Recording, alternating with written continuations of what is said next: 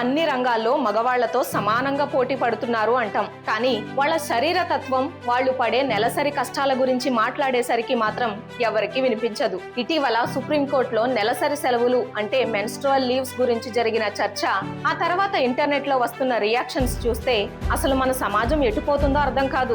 అసలు ఏం జరిగిందంటే, ఉద్యోగం చేసే మహిళలకు, చదువుకునే విద్యార్థినులకు నెలసరి సమయంలో ఖచ్చితంగా సెలవు ఇచ్చేలా ఒక చట్టం తేవాలని కోరుతూ సుప్రీంకోర్టులో ఒక పిటిషన్ వేశారు. కానీ మన ప్రధాన న్యాయమూర్తి జస్టిస్ సూర్యకాంత్ గారు ఆ పిటిషన్ ను తిరస్కరించారు. ఆయన ఏమన్నారో తెలుసా?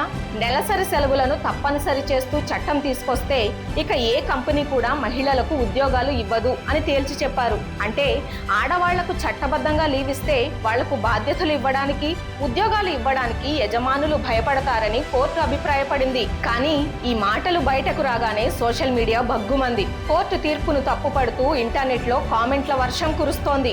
నెలకు ఒక్క రోజు సెలవు అడిగితేనే ఉద్యోగాలు ఇవ్వరా? అసలు నెలసరి నొప్పులంటే ఏంటో తెలియని మగవాళ్లు ఆ నొప్పులు పడే ఆడవాళ్ల గురించి నిర్ణయాలు తీసుకుంటే ఇలాగే ఉంటుంది అని నెటిజన్లు ఫైర్ అవుతున్నారు. నిజమే కదా? ఆడవాళ్లు మగవాళ్లతో సమానంగా చదువుకోవాలి, పని చేయాలి అని ఆశించే ఈ సమాజం వాళ్ళ శరీరంలో జరిగే సహజమైన మార్పులను ఎందుకు అర్థం చేసుకోదు? ఒకవేళ మహిళలకు నెలసరి సెలవు ఇస్తే ఉద్యోగాలు ఇవ్వం అని కంపెనీలు అనుకుంటే తప్పు ఆ చట్టంలో ఉన్నట్ట, లేక మన సిస్టంలో పాతుకుపోయిన పక్షపాతంలో ఉన్నట్ట? మహిళల అవసరాలను ఒక భారంగా చూసే ఈ వ్యవస్థ మారాలి, కానీ వాళ్ళ హక్కులను లాగేసుకోకూడదు అని నెటిజన్లు గట్టిగా ప్రశ్నిస్తున్నారు. ఈ సెన్సిటివ్ టాపిక్ మీద మీ అభిప్రాయం ఏంటో కామెంట్స్ లో చెప్పండి. ఇది ప్రతి ఒక్కరూ ఆలోచించాల్సిన విషయం. కాబట్టి ఈ వీడియోను లైక్ చేసి మీ ఫ్రెండ్స్ అండ్ ఫ్యామిలీకి షేర్ చేయండి. జై హింద్.